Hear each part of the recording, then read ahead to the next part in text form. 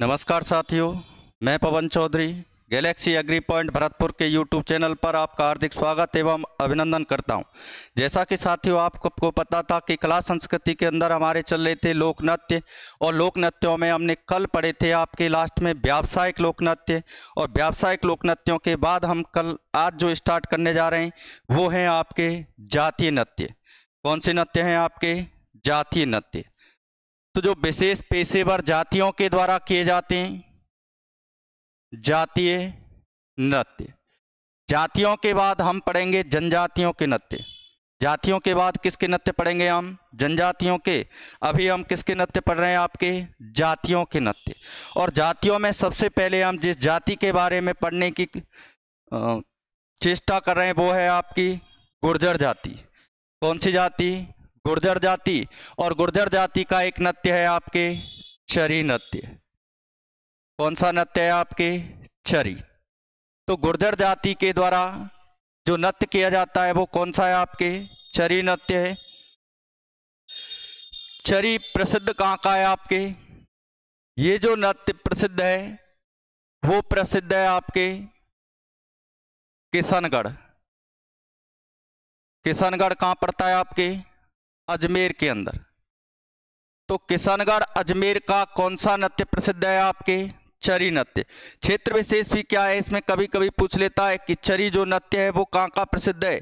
तो कहाँ का है? आपके किशनगढ़। और किशनगढ़ कहाँ पड़ता है? आपके अजमेर के अंदर है। किसके द्वारा किया जाता है? अक्सर कर गुर्जर जाति की महिलाएं करती हैं इसको। गुर्जर जाति की महिलाओं द्वारा।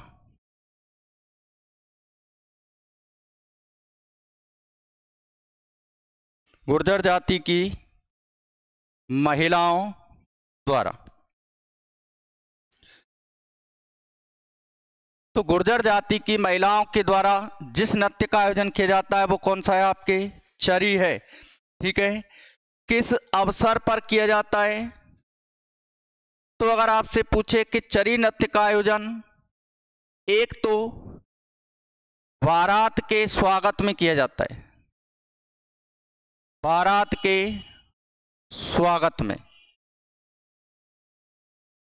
जब किसी व्यक्ति की बारात आती है तो गुर्जर जाति के अंदर बारात के स्वागत में गुर्जर जाति की महिलाएं कौन सा नृत्य करती हैं? आपकी चरी।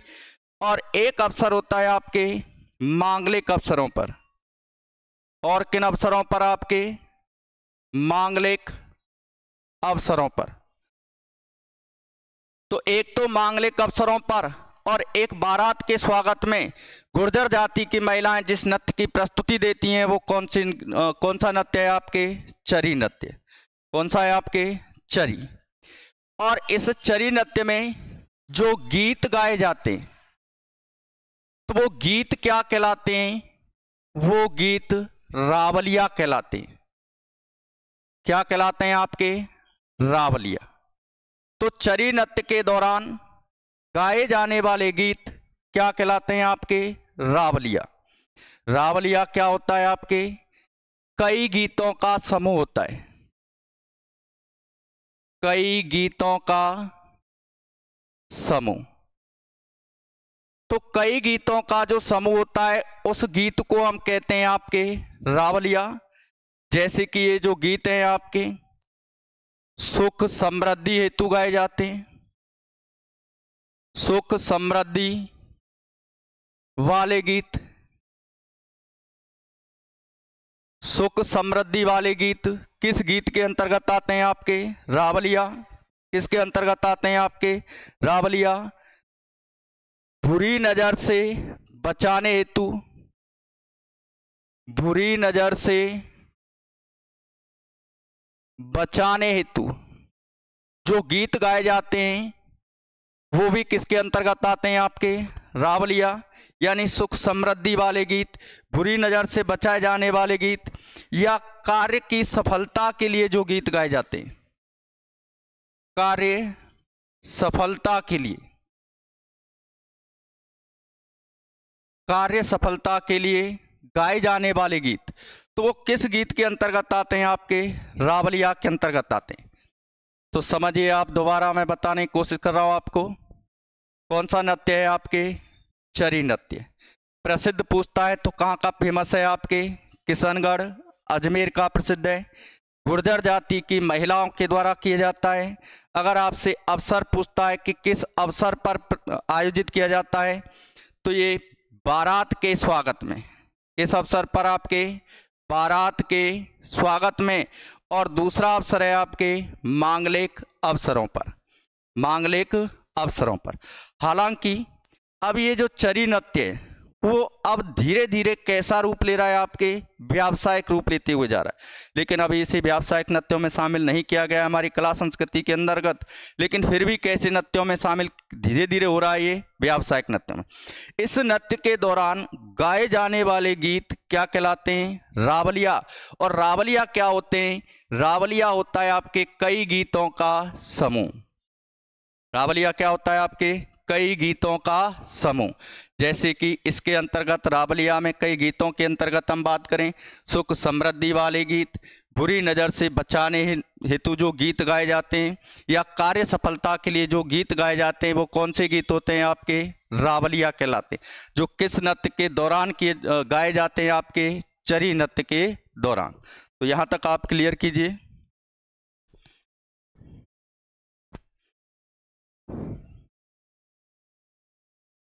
ठीक है। अब देखिए किया कैसे जाता है, क्या होता है चरी नृत्य के अंतर्गत। हम बात करें प्रसिद्ध नर्तक। प्रसिद्ध नर्तक की बात करें तो सबसे इंपॉर्टेंट जिनका बार बार नाम पूछा गया है वो है आपकी फल्गुबाई। कौन है आपकी? फल्गुबाई। कहाँ की रहने वाली हैं आपकी? किशनगढ़। और किशनगढ़ कहाँ पड़ता है आपके? अजमेर। किशनगढ़ कहाँ पड़ता है आपके? अजमेर। तो किशनगढ़ अजमेर की रहने वाली कौन है आपकी? फल्गुबाई। जो किस नृत्य की प्रसिद्ध नृत्यांगना है आपकी? चरी नृत्य। और ऐसा थोड़ी है कि फल्गुबाई ने ही रजिस्टर्ड करा रखा है कि वो ही केवल इस डांस की फेमस डांसर रहेंगी। इनके अलावा भी और हैं आपके। एक नाम याद रखना है आपको, सुनीता रावत। सुनीता रावत। और एक नाम याद रखना है आपको, मोहन सिंह गौड़। मोहन सिंह गौड़। तो आपसे पूछ सकता है कि मोहन सिंह गौड़, सुनीता रावत का संबंध किस नृत्य से है? तो किस नृत्य से है आपके? चरी नृत्य। किस नृत्य से है? चरी नृत्य। अब इसमें एक चीज मैं नोट डाल के लिख रहा हूं कि चरी नृत्य को पश्चिमी राजस्थान में चिरमी नृत्य भी कहा जाता है। क्या कहा जाता है आपके? चिरमी नृत्य। तो चरी नृत्य को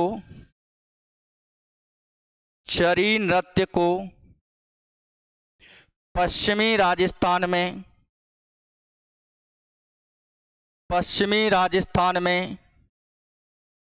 चिरमी नृत्य कहा जाता है। चिरमी नृत्य। चिरमी एक लोकगीत भी होता है, ठीक है। और चिरमी वास्तव में क्या होता है आपके? एक पौधा होता है, कहा जाता है। यानी कि पश्चिमी राजस्थान के अंदर चरी नृत्य को किस नृत्य के नाम से भी जानते हैं हम? चिरमी नृत्य। चिरमी क्या होता है? एक लोकगीत होता है। और वास्तव में चिरमी क्या होता है? एक पौधा होता है। क्या होता है आपके? पौधा होता है। चिरमी लोकगीत गाए कब जाते हैं? किसके द्वारा गाए जाते हैं? अभी मैं थोड़ा सा बता देता हूं कि जब कोई नवविवाहिता होती है, कौन होती है? नवविवाहिता। जब पहली बार अपनी ससुराल जाती है तो ससुराल में 1 या 2 दिन के बाद उसके भाई या पिता लेने के लिए उसको वापस जाते हैं। तो अपने भाई व पिता की प्रतीक्षा में नवविवाहिता या नववधू के द्वारा गाए जाने वाले गीत क्या कहलाते हैं आपके? चिरमी। और चिरमी क्या होता है? एक पौधा होता है। क्या होता है? पौधा। उसको संबोधित करके ये गीत गाए जाते हैं। लेकिन यहाँ मैं आपको एक बात बता दूं कि जो पश्चिमी राजस्थान है, उस पश्चिमी राजस्थान में इस चरी नृत्य को अन्य किस नाम से जाना जाता है? आपके चिरमी नृत्य के नाम से जाना जाता है। इस नृत्य का नाम क्या था आपके? चरी नृत्य था। अब चरी क्या होता है, कैसे किया जाता है, उसको समझना। जैसे ये कोई एक नृत्यांगना या नर्तक है, सिर पर क्या रखे होते हैं? मटके रखे होते हैं, कलश होते हैं। क्या समझ लीजिए आप? कलश, यानी कि पीतल के कलश होते हैं। किसके होते हैं आपके? पीतल के कलश, पीतल के कलश। और इन पीतल के कलशों को ही कहा जाता है आपकी चरी।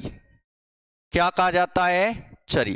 कि इस नृत्य में जो नर्तक या नृत्यांगना होती है, जो नर्तककार होता है, अपने सिर पर क्या रखता है? 6-7 या 5-7 पीतल के कलश रखता है, और उन पीतल के कलशों को ही क्या कहा जाता है? चरी कहा जाता है। ऊपर के जो होता है, ऊपरी कलश में यहाँ एक कांसे की सी प्लेट होती है, यहाँ बिनौले वगैरह रख देते हैं, तेल डाल करके इसमें क्या लगा दी जाती है? आग जलती रहती है, या दीपक वगैरह रख दीजिए, इसमें क्या लगी रहती है? आग। और इस प्रकार से सिर पर कलश यानी कि चरी रखकर जो नृत्य किया जाता है, वो नृत्य कौन सा है आपके? चरी नृत्य। कौन सा है? चरी नृत्य। आपसे पूछे कहाँ का प्रसिद्ध है? किशनगढ़ अजमेर का प्रसिद्ध नृत्यांगना, जिनका कई बार परीक्षा में नाम पूछा गया है, कौन है आपकी? फल्गुबाई, किशनगढ़ अजमेर की। और नर्तकों के बारे में बात करें तो सुनीता रावत, और कौन है आपके? मोहन सिंह गौड़। पश्चिमी राजस्थान में इस नृत्य को किस नाम से भी जाना जाता है? आपके चिरमी नृत्य भी कहते हैं। इस नृत्य के दौरान गाए जाने वाले गीत क्या कहलाते हैं? रावलिया कहलाते हैं। रावलिया क्या होते हैं? कई गीतों का क्या होता है आपके? समूह होता है। कई गीतों का क्या होता है आपके? समूह होता है। किस अवसर पर किया जाता है? बारात के स्वागत में गुर्जर जाति की महिलाएं करती हैं, और अवसर होता है आपके मांगलिक अवसरों पर। किन अवसरों पर? मांगलिक। मैं बता रहा हूं कि धीरे धीरे ये जो नृत्य है वो कैसा रूप लेते हुए जा रहा है? आपके व्यावसायिक रूप लेते हुए जा रहा है, लेकिन अभी इसे व्यावसायिक नृत्यों में शामिल नहीं किया गया। तो यहां तक आप स्क्रीनशॉट लीजिए इसका, फिर इससे आगे बात करते हैं।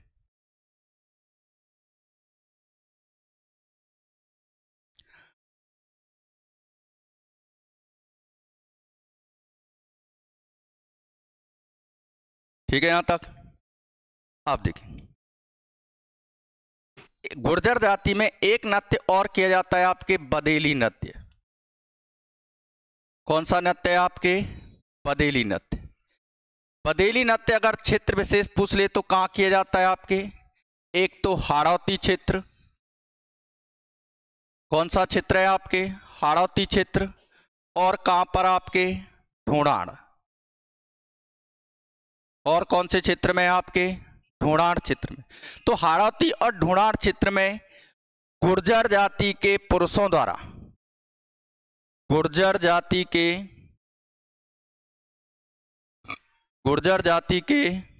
पुरुषों द्वारा आयोजित होता है। तो गुर्जर जाति के पुरुषों के द्वारा हाड़ौती एवं ढूंढाड़ क्षेत्र में जिस नृत्य की प्रस्तुति दी जाती है, वो नृत्य कौन सा है आपके? बदेली नृत्य। बदेली नृत्य की उत्पत्ति की बात करें हम, बदेली, तो बदेली शब्द की उत्पत्ति हुई है बलद। किससे हुई है? बलद। बलद का मतलब बैल, यानी कि सांड। क्या होता है? सांड होता है। अब किया कैसे जाता है ये नृत्य? कि 5-7 सांड यानी कि बैल बांध दिए जाते हैं। बैलों के पास में ढोल और नगाड़े रख दिए जाते हैं। क्या रख दिए जाते हैं? ढोल और नगाड़े। अब उन ढोल और नगाड़ों को बड़ी तेज धूमधाम गति से बजाया जाता है। जब ढोल बजते हैं तो ढोलों की धुन पर बैल उछल कूद करते हैं। क्या करते हैं? बैल उछल कूद करते हैं। और जब बैल उछल कूद करते हैं तो उनके पैरों से नीचे से निकल करके गुर्जर जाति के पुरुष एक बहुत ही मनमोहक नृत्य प्रस्तुत करते हैं। उस नृत्य का नाम क्या है? आपकी बदेली नृत्य। तो बदेली नृत्य कहाँ का है? आपके हाड़ौती क्षेत्र, ढूंढाड़ क्षेत्र में गुर्जर जाति के पुरुषों द्वारा आयोजित होता है। इस बलेदी शब्द की उत्पत्ति बलद से हुई है, जिसका अर्थ होता है बैल, यानी कि सांड। बैलों के द्वारा ढोल की थाप पर उछल कूद करते हुए गुर्जर जाति के पुरुष उनके पैरों से नीचे निकलकर एक बहुत ही मनमोहक नृत्य का प्रस्तुतिकरण करते हैं। वो नृत्य कौन सा है? आपके बलेदी नृत्य। तो इसको भी क्लियर करो आप।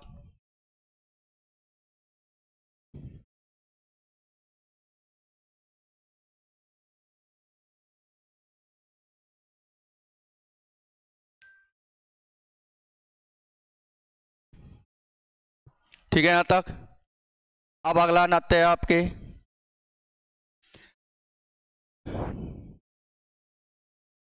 कठपुतली नृत्य।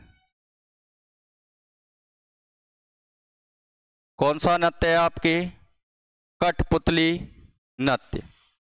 कौन सा नृत्य है आपके? कठपुतली नृत्य। और कठपुतली नृत्य किस जाति के द्वारा किया जाता है? तो जातीय लोक नृत्यों में हम बात करें तो नट जाति के द्वारा, नट जाति के द्वारा। तो नट जाति के द्वारा कौन सा नृत्य किया जाता है आपके? कठपुतली नृत्य। कठपुतली लकड़ी का छोटा पुतला होता है, लकड़ी का छोटा पुतला क्या कहलाता है आपके? कठपुतली कहलाता है। क्या कहलाता है आपके? कठपुतली। तो लकड़ी का छोटा जो पुतला होता है वो क्या कहलाता है आपके? कठपुतली कहलाता है। कठपुतली का निर्माण किस वृक्ष की लकड़ी से किया जाता है? तो इसका निर्माण किया जाता है आड़ू या इसको बोलते हैं हम अरड़ वृक्ष की लकड़ी। तो आड़ू या अरड़ वृक्ष की लकड़ी से किसका निर्माण किया जाता है आपके? कठपुतली का निर्माण किया जाता है। होता क्या है? लकड़ी का छोटा पुतला होता है। इसका निर्माण किससे किया जाता है आपके? आड़ू या अरड़ की लकड़ी से। और कठपुतली निर्माण के लिए प्रसिद्ध जिला कौन सा है? तो कठपुतली निर्माण के लिए प्रसिद्ध जिला है आपके उदयपुर। कौन सा है आपके? उदयपुर। अगर आपसे पूछ ले कि कठपुतली घर कहां पर है? कठपुतली घर, तो कठपुतली घर है आपके जयगढ़ दुर्ग। और जयगढ़ दुर्ग कहां पर है आपके? जयपुर। तो राजस्थान में आपसे पूछ ले कि कठपुतली घर कहां पर है, तो कहां पर है आपके? जयगढ़ दुर्ग, जयपुर। अगर आपसे पूछ ले कि कठपुतली मंदिर, कठपुतली मंदिर कहां है राजस्थान में, तो कठपुतली मंदिर है आपके भरतपुर के अंदर। कहां पर है आपके? भरतपुर। तो राजस्थान में कठपुतली मंदिर की अगर आपसे बात करें तो कहां पर है? भरतपुर के अंदर। कठपुतली निर्माण कहां किया जाता है आपके? उदयपुर। कठपुतली घर पूछता है आपसे तो कहां पर है? जयगढ़ दुर्ग, जयपुर। कठपुतली होती क्या है? लकड़ी का छोटा पुतला होता है जो किस वृक्ष की लकड़ी से बनाई जाती है? आड़ू या अरड़ वृक्ष की लकड़ी से। अगर आपसे पूछ ले कि कठपुतली का जादूगर, कठपुतली का जादूगर किसे कहते हैं? तो कठपुतली का जादूगर कहा जाता है आपके दादा पदम जी। कौन है? दादा पदम जी। तो अगर आपसे पूछता है कि कठपुतली का जादूगर कौन है, तो कौन है आपके? दादा पदम जी हैं। कौन है आपके? दादा पदम जी। ठीक है। अब कठपुतली आपने देखा छोटा पुतला होता है, तो कठपुतलियों को नचाने वाला भी तो कोई ना कोई होता होगा। क्या कठपुतली अपने आप थोड़ी डांस करती हैं, क्या अपने आप उछल कूद करती हैं या नाचती हों? तो जो धागे और उंगलियों से कठपुतलियों को जो व्यक्ति नचाता है उस व्यक्ति को क्या कहा जाता है? तो उस व्यक्ति को कहा जाता है आपके स्थापक। क्या कहते हैं हम? स्थापक। तो ध्यान से सुनिए, धागे व अंगुलियों, धागे व अंगुलियों की सहायता से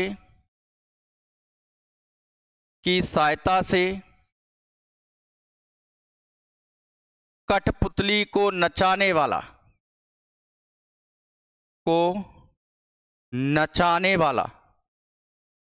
क्या कहलाता है आपके? स्थापक कहलाता है। क्या कहलाएगा आपके? स्थापक। तो ये चीज याद रखना कि जो व्यक्ति कठपुतलियों को धागे व अंगुलियों की सहायता से नचाता है वो क्या कहलाता है आपके? स्थापक कहलाता है। क्या कहलाता है? स्थापक। तो दोबारा सुनिए, कठपुतली नृत्य नट जाति के द्वारा किया जाता है। कठपुतली होती क्या है? लकड़ी का एक छोटा पुतला होता है। क्या होता है? लकड़ी का एक छोटा पुतला होता है। कठपुतली किससे बनाई जाती है? आड़ू या अरड़ वृक्ष की लकड़ी से बनाई जाती है। कठपुतली निर्माण के लिए प्रसिद्ध जिला कौन सा है आपके? उदयपुर है। कठपुतली घर जयगढ़ दुर्ग जयपुर में है। कठपुतली मंदिर अगर आपसे पूछता है तो कहाँ पर है? भरतपुर है। और कठपुतली का जादूगर जिस व्यक्ति को कहा जाता है वो व्यक्ति कौन है आपके? दादा पदम जी हैं। और धागे और अंगुलियों की सहायता से जो कठपुतली को नचाने वाला व्यक्ति होता है वो क्या कहलाता है आपके? स्थापक कहलाता है। क्या कहलाता है आपके? स्थापक।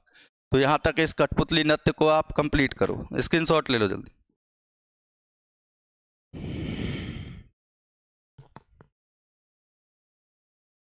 ठीक। अगर आपसे पूछता है कि कठपुतली नृत्य को संरक्षण किसने दिया? कठपुतली नृत्य को संरक्षण, तो कठपुतली नृत्य को संरक्षण देने वाली थी भारतीय लोक कला मंडल। कौन सी संस्था थी आपकी? भारतीय लोक कला मंडल। तो भारतीय लोक कला मंडल के द्वारा इस नृत्य को संरक्षण दिया गया और इसका जो मुख्यालय है वो कहां पर है आपके? उदयपुर। और इसकी स्थापना वैसे कल भी मैं बता चुका था कि 22 फरवरी 1952 को किसके द्वारा की गई थी? देवीलाल सांबर के द्वारा की गई थी। किसके द्वारा की गई थी? देवीलाल सांबर। तो देवीलाल सांबर के प्रयासों से भारतीय लोक कला मंडल के द्वारा किस नृत्य को संरक्षण दिया गया आपके? कठपुतली नृत्य। तो ये भी क्लियर कर लेना आप।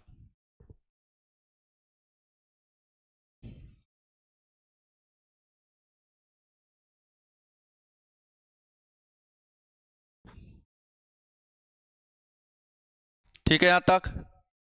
तो ये कौन सी जाति का नृत्य था आपके? नट जाति। कौन सी जाति थी आपकी? नट। अब अगली है आपकी कालबेलिया। कौन सी है आपकी? कालबेलिया। अब हम कालबेलिया जाति के नृत्यों की बात करके उससे पहले हम बात करें तो एक नृत्य है आपके कालबेलिया नृत्य। कौन सा नृत्य है आपके? कालबेलिया नृत्य। कौन सा नृत्य है आपकी? कालबेलिया नृत्य। कालबेलिया क्या है? एक जाति है। कालबेलिया क्या है आपकी? जाति। कालबेलिया क्या है आपकी? जाति। और कालबेलिया कैसी जाति है? तो राजस्थान में एक सर्प मित्र जाति है। कैसी जाति है आपकी? सर्प मित्र जाति। यानी कि इसका मुख्य व्यवसाय क्या होता है? सांपों का पालन करना और उनका क्या करना? खेल दिखाना। कि सांपों का पालन करना और उनका खेल दिखाना ही कौन सी जाति का मुख्य व्यवसाय है आपके? कालबेलिया। काल प्लस बेलिया। काल प्लस बेलिया। काल का अर्थ होता है सर्प और बेलिया का अर्थ होता है आपके मित्र। यानी कि जो राजस्थान में सर्प मित्र जाति है वही कौन सी है आपकी? कालबेलिया है। कौन सी है आपकी? कालबेलिया। तो कालबेलिया एक नृत्य भी है। क्या है आपके? कालबेलिया नृत्य। तो समझिए जिस नृत्य की हम चर्चा कर रहे हैं वो कौन सा नृत्य है आपके? कालबेलिया नृत्य। सबसे इंपॉर्टेंट क्या है जो बार बार परीक्षा में पूछता है कि यह राजस्थान का एकमात्र नृत्य है। एकमात्र नृत्य जिसे 2010 में यूनेस्को की विश्व धरोहर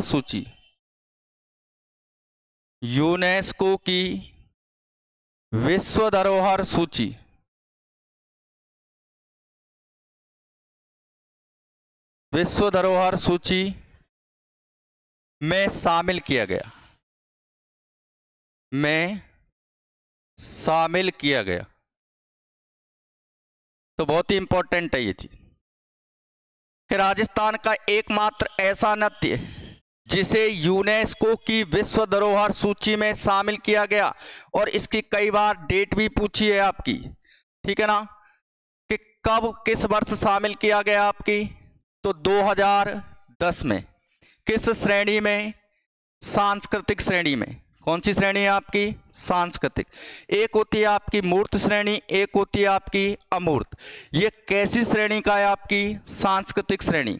तो राजस्थान का एकमात्र ऐसा नृत्य जिसे 2010 में यूनेस्को की वर्ल्ड हेरिटेज साइट के अंदर शामिल किया गया है, वो कौन सा है? आपके कालबेलिया। भारत के 3 नृत्य हैं, जैसे छऊ। छऊ कहाँ का है? आपके उड़ीसा।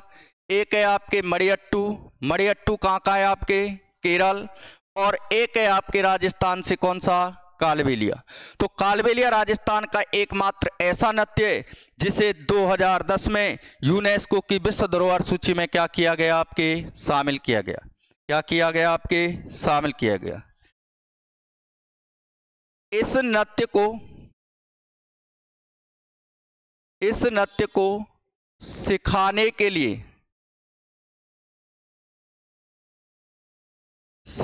के लिए प्रशिक्षण केंद्र अगर आपसे पूछता है तो इस नृत्य को अगर आपको सीखना है, कालबेलिया नृत्य अगर आपको सीखना है, तो कालबेलिया नृत्य को सीखने के लिए आपके लिए प्रशिक्षण केंद्र की स्थापना की गई है। और वो प्रशिक्षण केंद्र कहाँ खोला गया है? आपके हाथीगांव। और हाथीगांव कहाँ पर है? आपके आमेर, जयपुर के अंदर है। हाथीगांव कहाँ पर है? आपके आमेर, जयपुर। तो आमेर, जयपुर के अंदर हाथीगांव में कालबेलिया डांस ऑफ स्कूल, क्या बोल सकते हैं इसको? कालबेलिया डांस ऑफ स्कूल, यानी कि कालबेलिया नृत्य को सिखाने का जो प्रशिक्षण केंद्र खोला गया है वो कहां पर खोला गया है? आपके बताइए। हाथीगांव। और हाथीगांव कहां पर है? आपके जयपुर के अंदर है। कहां पर है? आपकी जयपुर के अंदर है। हालांकि जो कालबेलिया है अब कैसा लोक नृत्य हो गया है? आपके व्यावसायिक।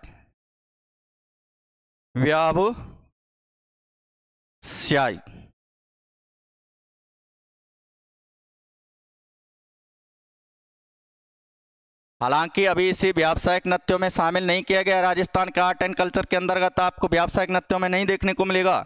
लेकिन अब जो नृत्य हम आपसे बता रहे हैं ये अब कैसा रूप ले चुका है? आपके व्यावसायिक रूप ले चुका है।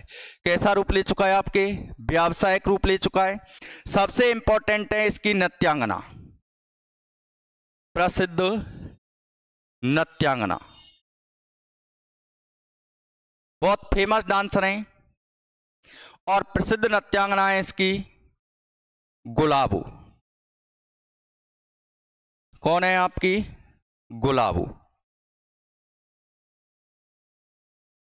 प्रसिद्ध नृत्यांगना की अगर आपसे पूछता है तो प्रसिद्ध नृत्यांगना कौन है इसकी? गुलाबो। गुलाबो यानी कि मौत पर जिंदगी की जीत का नाम ही क्या है? आपको गुलाबो है।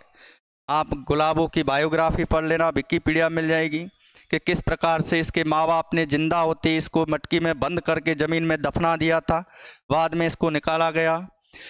तो गुलाबो इनका जो जन्म था वो जन्म होता है आपके कोटड़ी अंचल। कोटड़ी अंचल यानी कि कहां पर? अजमेर के अंदर। कहां पर होता है? अजमेर के अंदर।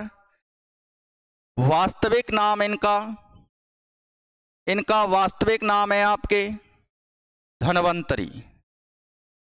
गुलाबो का वास्तविक नाम क्या था? आपकी धनवंतरी। गुलाबो को 2016 में पद्मश्री पुरस्कार से नवाजा गया। किससे नवाजा गया? आपके पद्मश्री पुरस्कार से। किसको नवाजा गया? गुलाबो को। किस नृत्य के लिए? कालबेलिया नृत्य के लिए। वास्तविक नाम क्या है इनका? धनवंतरी। कहां पर जन्म होता है? कोटड़ी अंचल, जो कहां पर है? आपके अजमेर। यूनेस्को द्वारा गुलाबो को गुलाबों को राजस्थान की सांस्कृतिक ब्रांड एम्बेसडर बनाया गया है। सांस्कृतिक ब्रांड एम्बेसडर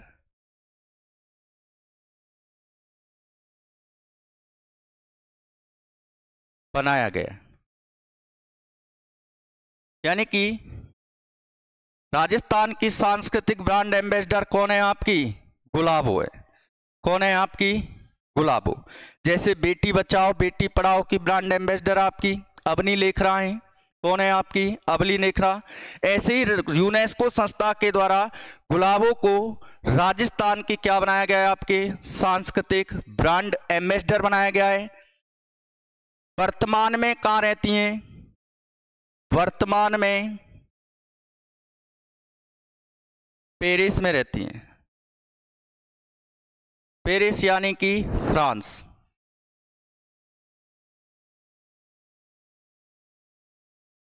कहाँ रहती हैं आपकी? फ्रांस में रहती हैं। फ्रांस यानी कि पेरिस को ही क्या मानती हैं? अपना दूसरा घर मानती हैं। क्या मानती हैं आपको? आपको मतलब इनको मतलब पेरिस को जो फ्रांस की राजधानी है आपकी उसे क्या मानती हैं? अपना दूसरा घर मानती हैं।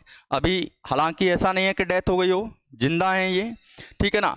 और जो गुलाबो हैं इस नृत्य की दो विधाएं हैं। दो क्या है आपकी? विधाएं। मैं यहां से लिख देता हूं आपको। एक नृत्य की विधा है वज्र कीलित। कौन सी है आपकी? वज्र कीलित। एवं मकबूलियत। मकबूलियत। वज्र कीलित एवं मकबूलियत विधा में पारंगत। यानी कि कालबेलिया नृत्य की दो विधाएं हैं। कितनी विधाएं हैं आपकी? दो। एक का नाम है वज्र कीलित और एक का नाम क्या है आपकी? मकबूलियत। और इन दोनों ही विधाओं में कौन पारंगत है आपकी? गुलाबो हैं। कौन है आपकी? गुलाबो। देखिए गुलाबो का वास्तविक नाम धनवंतरी था। इनके पापा का मुख्य व्यवसाय मैं आपको बता चुका हूं कि कालबेलिया जाति का मुख्य व्यवसाय क्या है? सांपों का पालन करना और उनका क्या दिखाना? खेल दिखाना। यानी कि जब इनके जो पापा थे, पुंगिया बीन होता है वाद्य यंत्र, उसको बजाते हैं और उनकी धुनों पर किसको नचाते हैं? हम सर्पों को नचाते हैं। तो इनके पापा क्या थे? जब गुलाबो छोटी थी, धनवंतरी छोटी थी, तो बीन की धुन पर सांपों को नचाते थे। तो जिस प्रकार से सांप बल खाता है ना, ऐसे ही गुलाबो बल खाती थी और उन्हीं सांपों के साथ क्या करती थी? उस बीन की धुन पर नृत्य करती थी। आज भी आप कालबेलिया डांस के डांसरों को देखते होंगे कि वो किस प्रकार से अपने शरीर को इस प्रकार से जो पीछे मोड़ करके जमीन पे पड़ी हुई किसी भी वस्तु को उठा लेती हैं। देखा होगा आपने कभी ना कभी तो कालबेलिया डांस को। तो देखिए कालबेलिया नृत्य है आपके व्यावसायिक रूप ले चुका है अभी वर्तमान में। यह राजस्थान का एकमात्र नृत्य जिसे 2010 में यूनेस्को की विश्व धरोहर सूची में क्या किया गया? शामिल किया गया। इस नृत्य को सिखाने के लिए प्रशिक्षण केंद्र कहाँ खोला गया? आपके हाथीगांव। कहाँ पर है? आपके आमेर, जयपुर के अंदर है आपकी। इस नृत्य की प्रसिद्ध नृत्यांगना अगर आपसे पूछी जाती है तो कौन है? गुलाबो है। कौन है आपकी? गुलाबो। गुलाबो का जन्म कहाँ हुआ? आपके कोटड़ी अंचल, अजमेर। इनका वास्तविक नाम क्या था? बचपन का नाम कह लो या वास्तविक नाम? धनवंतरी। मौखिक रूप से क्या है? इनके पिता ने ही इनको नाम दिया था क्या? गुलाबो। 2016 में गुलाबो को कालबेलिया नृत्य के लिए पद्मश्री पुरस्कार से नवाजा गया। यूनेस्को द्वारा गुलाबो को राजस्थान की सांस्कृतिक ब्रांड एम्बेसडर बनाया गया है। गुलाबो वर्तमान में कहाँ रहती हैं? पेरिस, फ्रांस में रहती हैं। फ्रांस को अपना दूसरा घर मानती हैं।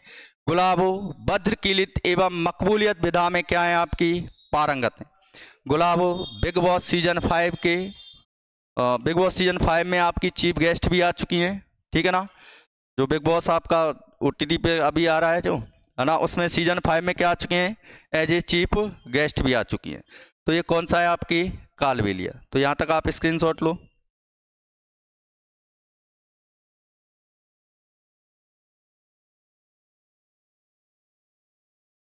ठीक है, अब देखिए, अब गुलाबों के अलावा 2-3 नाम और याद रख लेना।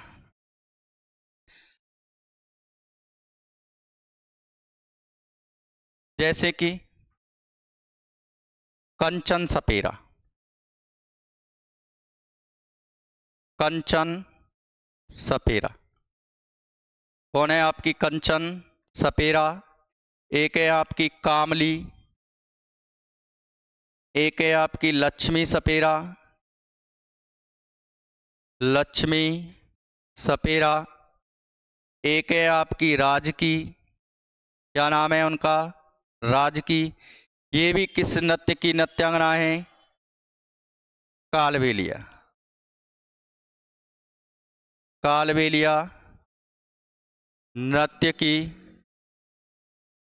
नृत्यांगना। कालबेलिया नृत्य की क्या है? ये भी नृत्यांगना है। तो इनको भी आप एक बार क्लियर करो।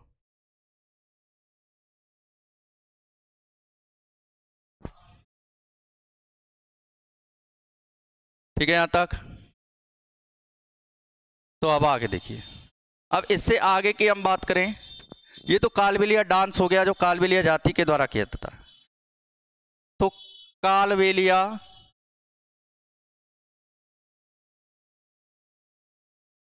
जाति के नृत्य,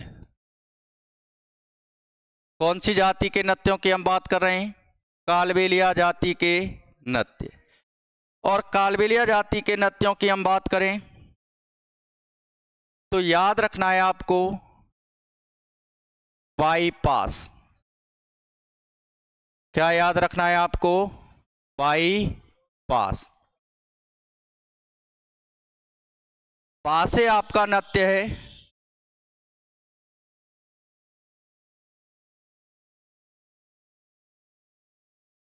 बागड़िया। कौन सा है आपके? बागड़िया।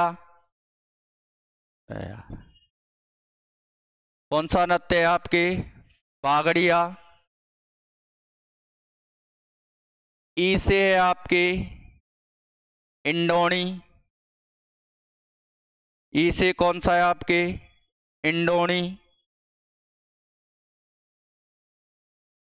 पा से है आपकी पड़ेहारी। कौन सा है? पड़ेहारी।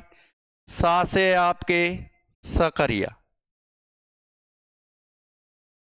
कौन सा नृत्य है आपके? सकरिया।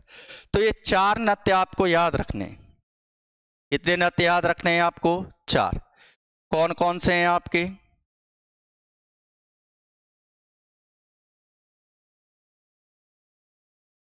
समझिए, बागड़िया, इंडोणी, पणिहारी, संकरिया।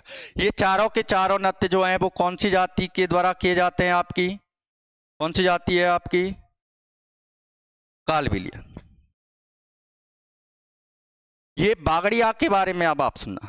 बागड़िया जो नृत्य है वो महिला प्रधान नृत्य है। कैसा नृत्य है आपके? महिला प्रधान नृत्य। कैसा नृत्य है आपके? महिला प्रधान। जब कालबेलिया जाति की महिलाएं घर घर भीख मांगने जाती हैं, कालबेलिया जाति की महिलाएं घर घर भीख मांगने जाती हैं और उस समय जो नृत्य करती हैं वो कौन सा नृत्य है आपके? बागड़िया है। कौन सा है आपके? बागड़िया। घर घर भीख मांगने जाते समय, भीख मांगने जाते समय, तो घर घर भीख मांगने जाते समय बागड़िया नृत्य की प्रस्तुति कौन सी जाति की महिलाएं देती हैं आपकी? कालबेलिया जाति की। अगर आपसे पूछ रहे कौन सा वाद्य यंत्र बजाती हैं तो इस समय बजाती हैं आपकी मोरचंग। मोरचंग। मोरचंग क्या है आपके? राजस्थान का सबसे छोटा वाद्य यंत्र है। सबसे छोटा वाद्य यंत्र। तो सबसे छोटा वाद्य यंत्र अगर आपसे पूछता है तो वो राजस्थान के अंदर कौन सा है? मोरचंग। ये यूरोप के जूज हार्प जैसी आकृति का वाद्य यंत्र होता है। अभी वाद्य यंत्र आपको कराएंगे तब वाद्य यंत्रों में आपको पूरी डिटेल से बताएंगे कि मोरचंग क्या होता है, पूछा भी गया है। इंडोणी के बारे में देखना। इंडोणी जो नृत्य है वो स्त्री पुरुषों द्वारा स्त्री पुरुषों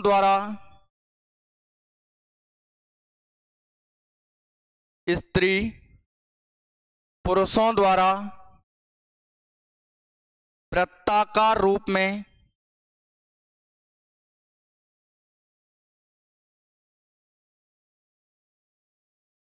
सामूहिक रूप से किया जाता है। सामूहिक रूप से यानी कि कैसा नृत्य है आपके? युगल नृत्य। स्त्री पुरुष सामूहिक रूप से किया जाता है, यानी कि वृत्ताकार रूप में कालबेलिया जाति के स्त्री पुरुष जो वृत्ताकार रूप में सामूहिक रूप से जो नृत्य करते हैं वो कौन सा है आपके? इंडोणी है। कौन सा है आपके? इंडोणी, यानी कि कैसा नृत्य हुआ आपके? युगल नृत्य हुआ।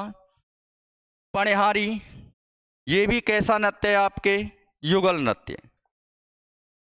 कैसा है? युगल नृत्य। तो पणिहारी भी कैसा है आपके? युगल नृत्य। इंडोणी और पणिहारी दोनों क्या है? आपको लोकगीत भी देखने को मिलेंगे। जब हम आपको राजस्थान के लोकगीत पढ़ाएंगे तो वहां पर आपको इंडोणी और कौन सा लोकगीत पढ़ाया जाएगा आपके? बताइए। पणिहारी। हाँ। शंकरिया, इसमें एक बात याद रख लेना आप, ये क्या है? प्रेम कथा पर आधारित। इसको कई बार पूछा है। प्रेम कथा पर आधारित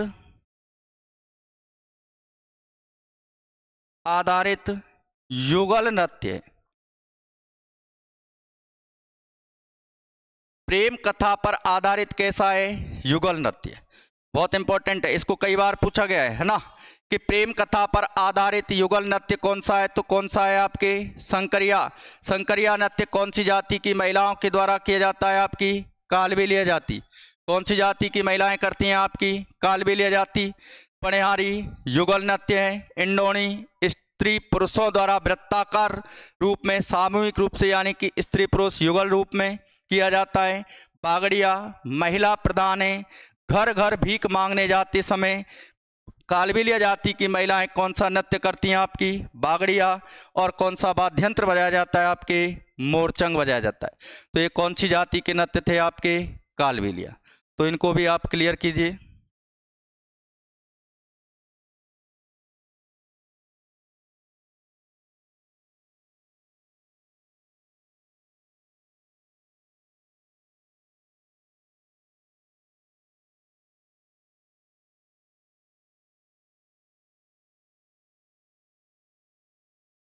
क्लियर नहीं लिखा आपने?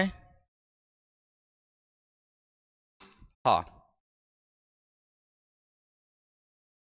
अब ये कौन सी जाति के थे? आपके कालबेलिया। अब है आपके मेव जाति।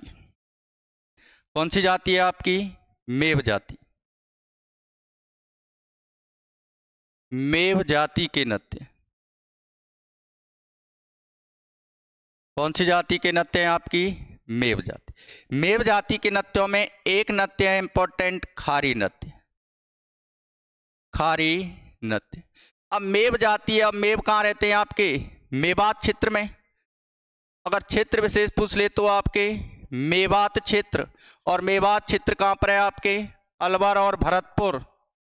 अब तो डीग भी शामिल हो गया उसमें। अलवर और भरतपुर के मेवात क्षेत्र में मेव जाति रहती है। इनके द्वारा मेवाती भाषा बोली जाती है। खारी जो नृत्य है वो दुल्हन की विदाई के समय, दुल्हन की विदाई के समय, विदाई के समय उसकी सहेलियों के द्वारा किया जाता है। उसकी सहेलियों द्वारा, या हम कहें वधू पक्ष की महिलाओं द्वारा। तो मेवात क्षेत्र में जब मेव जाति की कन्या की जब विदाई होती है, तो जब उस दुल्हन की नवविवाहिता दुल्हन की विदाई होती है, तो उसकी विदाई के समय उसकी सहेलियां या वधू पक्ष की महिलाएं जिस नृत्य की प्रस्तुति देती हैं वो कौन सा नृत्य है? खारी। खारी को हम अन्य किस नाम से जानते हैं? इसे संदूक नृत्य भी कहते हैं। क्या कहते हैं इसको? संदूक नृत्य। आपने देखा होगा पुराने समय में जब दुल्हन की विदाई होती थी तो संदूक वगैरह जाती थी ना, बक्सा जाता था, उसको सिर पे रख के ले जाते थे। उस बक्से को ही क्या बोलते थे उस समय? संदूक बोलते थे। क्या बोलते थे? संदूक। खारी क्या होता है? खारी जानते हो नहीं जानते? तो खारी क्या होता है? आपने देखा होगा कि पशुओं को चारा डालने का एक लकड़ी का बना पात्र होता है। गांव में देखा होगा अक्सर कर आपने, बहुत ही मजबूत होता है। डला कहते हैं। हमारे पश्चिमी राजस्थान की बात करूं मैं, भरतपुर और इधर के क्षेत्र की बात करूं तो डला कहते हैं ना, डला कि भाई डला में चारों रख दे भैंसन के कार्य। तो उस डला जो होता है ना, जो लकड़ी का बना भैंस वगैरह के लिए चारा रखने के लिए होता है पशुओं के लिए, तो उसको सिर पर रख करके क्या किया जाता था? डांस किया जाता था। उसको हम क्या बोलते हैं? खारी बोलते हैं। क्या बोलते हैं? खारी। अब आपके यहाँ क्या बोलते हैं वो मुझे नहीं पता, हमारे यहाँ तो डला बोलते हैं। ठीक है, मेवात क्षेत्र में उसको क्या बोला जाता है? खारी बोला जाता है। तो खारी नृत्य मेवात क्षेत्र में, अलवर भरतपुर का मेवात जो क्षेत्र है, दुल्हन की विदाई के समय उसकी सहेली या वधु पक्ष की महिलाएं नृत्य करती हैं। इसे दूसरे किस नाम से जाना जाता है? संदूक नृत्य के नाम से भी जाना जाता है। और हम बात करें मेव जाति में, एक नृत्य होता है रथजई। कौन सा है आपके? रथजई। एक होता है आपके रणबाजा। एक कौन सा है आपके? रणबाजा नृत्य। तो एक होता है आपके रथजई नृत्य। कौन सा होता है आपकी? रथजई नृत्य। रथजई नृत्य मेव जाति में महिला प्रधान नृत्य है। कैसा नृत्य है आपके? महिला प्रधान। तो मेव जाति में कैसा नृत्य है आपके? महिला प्रधान। और रणबाजा में आपसे पूछे स्त्री पुरुष, यानी कि कैसा नृत्य है आपके? युगल नृत्य। कि मेव जाति के स्त्री व पुरुषों के द्वारा युगल रूप से जिस नृत्य का आयोजन किया जाता है वो कौन सा है आपके? रणबाजा। तो मेव जाति में एक तो खारी, एक रथजई और एक कौन सा है आपके? रणबाजा। तो यहाँ तक आप फटाफट से क्लियर कीजिए इसको।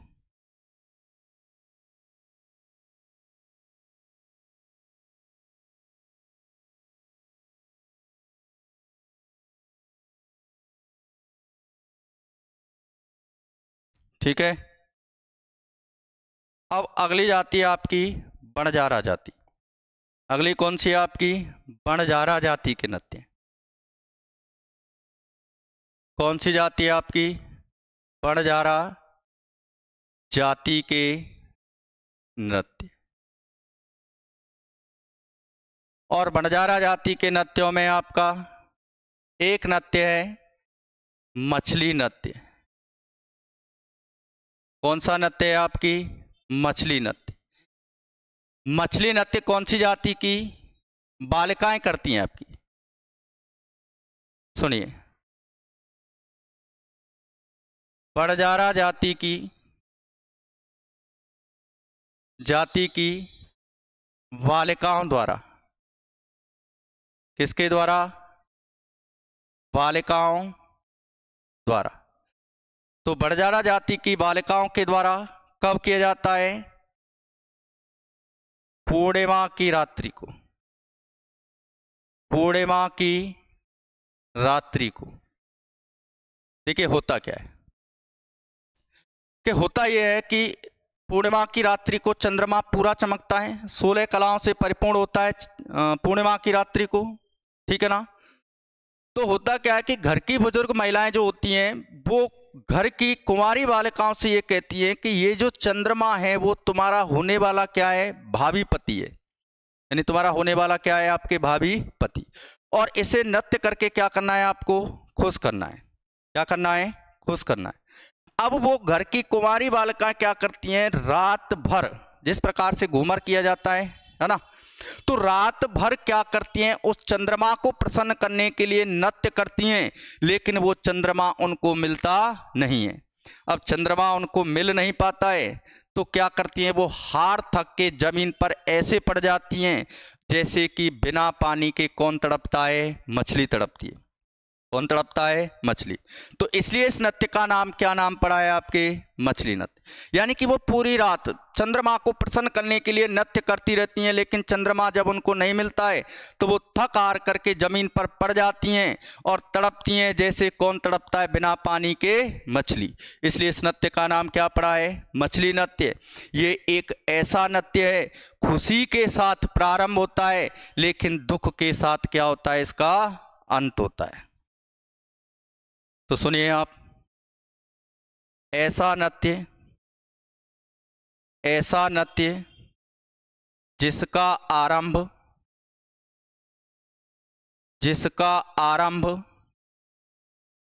खुशी के साथ होता है, खुशी के साथ होता है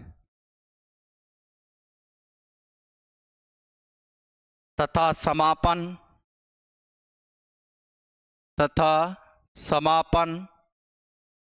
दुख के साथ होता है, तथा समापन दुख के साथ होता है। कैसे होता है? दुख के साथ होता है। तो एक ऐसा नृत्य जिसका आरंभ तो किसके साथ होता है? आपके खुशी के साथ होता है। किसके साथ होता है? आपकी खुशी के साथ। और जिसका समापन किसके साथ होता है? आपके दुख के साथ होता है। ठीक है ना? तो ये नृत्य कौन सा हुआ? मछली नृत्य। कौन सी जाति की महिलाएं? आपके बंजारा जाति की। एक नृत्य और है बंजारा जाति का, हम बात करें तो रास लूड़ा नृत्य। कौन सा है आपके? रास लूड़ा नृत्य। और अगर आपसे पूछ ले कि रास लूड़ा नृत्य कहाँ किया जाता है, तो वो किया जाता है आपके बाड़मेर। अब रास लूड़ा नृत्य किया कब जाता है ये बता दूं मैं। तो ये नृत्य विवाह के अवसर पर बंजारा जाति में, कौन सी जाति? बंजारा जाति में विवाह के अवसर पर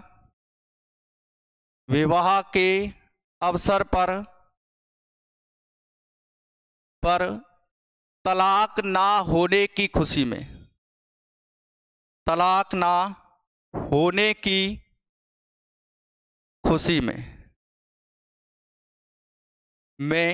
किया जाता है।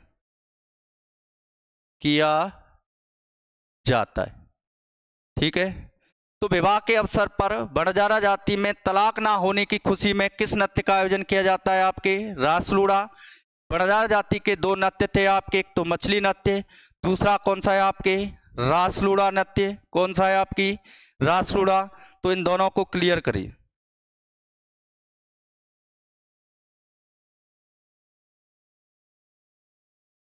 ठीक है, स्क्रीनशॉट ले लिया? हाँ। तो अभी आपने आज क्या पढ़े थे? जाति नृत्य। जाति नृत्यों में कालबेलिया जाति, गुर्जर जाति, मेव जाति, नट जाति, बंजारा जाति। कौन सी जाति थी? बंजारा जाति।